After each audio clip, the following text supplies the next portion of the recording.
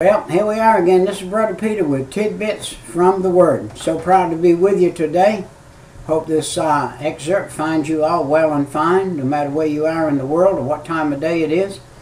But I'm started reading today in the book of Ruth.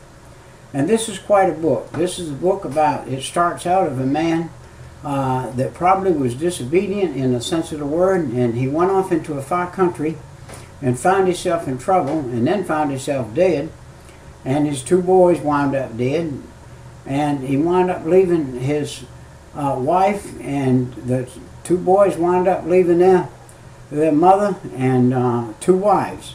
And now she has gone back to Bethlehem. Her name is Naomi, and Naomi, when she gets back to Bethlehem, they say, "Is this not Naomi that left 10 years ago back here?" And she said, "Don't call me Naomi, because the Lord has dealt bitterly with me." And we already covered that, but we didn't feel like that the Lord had dealt bitterly with her. We feel like that the boys got what they asked for, the man got what he asked for, and the woman just happened to be in that place, and God had a plan for her. She had to go through this trial and this time of trial so that she could be back in a better place and back where she belonged. And now she's home where she belongs, and God's going to smile on her in a great way.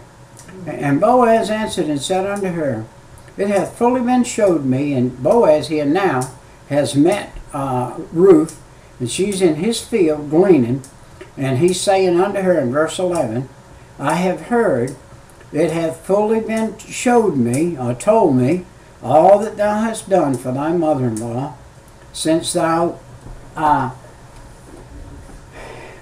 the death of thine husband, and how thou hast left thy father and thy mother in the land of thy nativity, and art come unto a people which thou knowest not. And the Lord recompense thy work, and a full reward be given thee of the Lord God of Israel, under whose wings thou art come to trust." Now Boaz has recognized that she has come, and she had said with her mother-in-law that she would come and serve Jehovah, her mother-in-law's God. She would serve the God of heaven, and that's the God she is now serving. And here Boaz says, "You are not only just in my field, but you are under the wings of God. He is going to protect you and watch over you." And then she said, "Let me find favor in thy sight, my Lord, for that thou hast comforted me, and for that thou hast spoken friendly unto thine handmaid, though I be not like one of thine handmaids." She was different. She was a dark lady. She was a Moabitess. She was darker than they were. And you could tell by looking at her, she was a different person.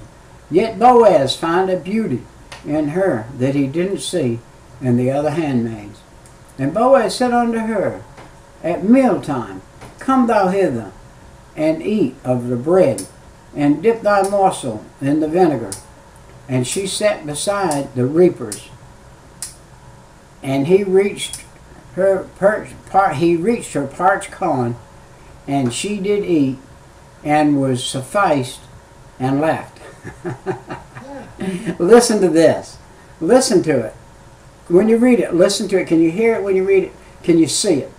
Here's the head guy, Boaz, now, and he has sat down. I suspect he doesn't eat.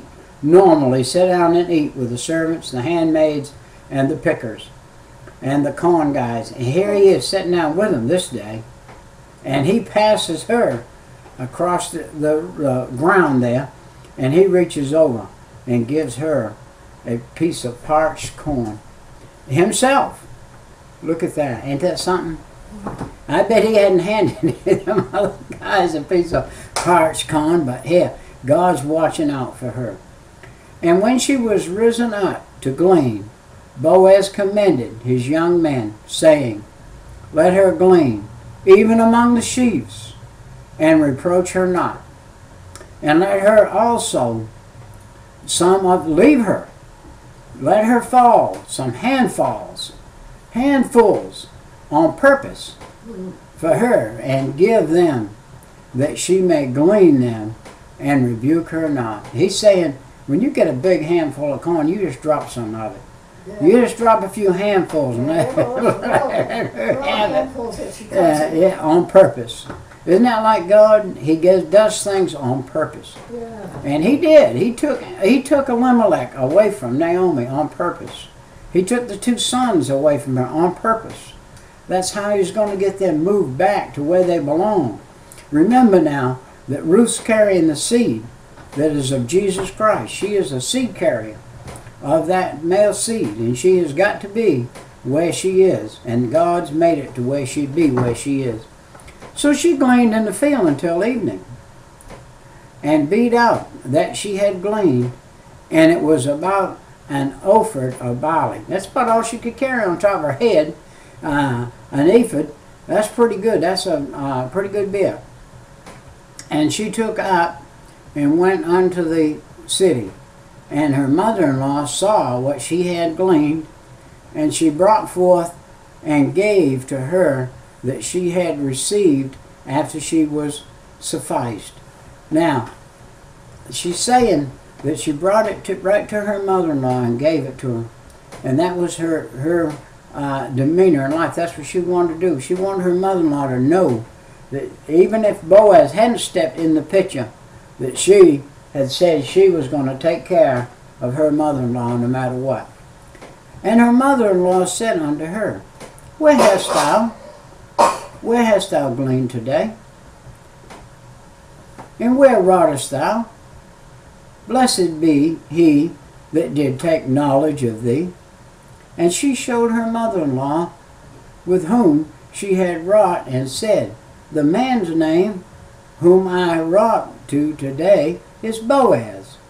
And Naomi said unto her, Daughter-in-law, blessed be he of the Lord, who hath not left off kindness to the living and to the dead. And Naomi said unto her, The man is near of kin unto us, one of our next kins. And Ruth the Moabitess said, He said unto me also, Thou shalt keep fast by my young men until they have ended all my harvest. And Naomi said unto Ruth, her daughter-in-law, It is good, my daughter, it is good that thou, my fingers don't work too good on these old pages here. It is good that thou go out with his maidens, that they meet thee not in any other field. And that's what Boaz had told her. Don't go to any other field. And her mother-in-law reiterates that. If he's kinsman, don't go to any other field. Now we're going to see the beginning of making of a great love story in a big sense of the word. I tell my boys all the time in my Sunday school class, 13-year-old boys, 12, 13, I ask them, how many of y'all read novels? And they all raise their hand. They read westerns and mysteries and all kinds of things. I said, any story that you read in any book, anywhere in the whole world, won't compare with the stories that are in the Bible. If you want to read a western, get in the Bible. You can read a western. Yes. If you want to read a story about a sheep herder, get in the Bible. You can read a sheep herder. If you want to read a love novel, get in the Bible. You can find one. If you want to read a story like this one here, like Ruth, it's the most power-packed, most adventurous story in the whole Bible, one of them. It says, so she kept fast by the maidens. Now I'm reading out of a King James Version, and some of the words and the way that I say them is the way they're written in the King James Version. That she kept fast. That means she did right steady. She went every day right there to that place where she was supposed to. And she kept right near those maidens of Boaz's. He said for her, stay right behind him, stay right with him, and go right with him. So Boaz, and the maidens of Boaz, to glean unto the end of the barley harvest and of wheat harvest, and dwelt with her mother-in-law. She stayed with her mother-in-law. Not only did she do the barley harvest, but she hung around and did the wheat harvest too. Now see, they planted the barley early in the year, and the barley came up first. and they planted the wheat, and the wheat took longer before could be harvested, and it came in right after the harvest was finished of the barley. They started harvesting the wheat. So she had probably 2 months of harvesting, carrying home a bushel a day. That would be roughly 60 bushels that she put away for her and her mother-in-law in that house. 60 bushels of gleaned wheat and corn that she had harvested. Isn't that something in barley?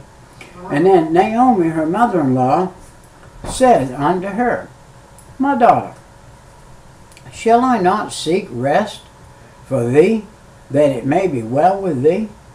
And now is not Boaz of our kindred, whose maidens thou wast with?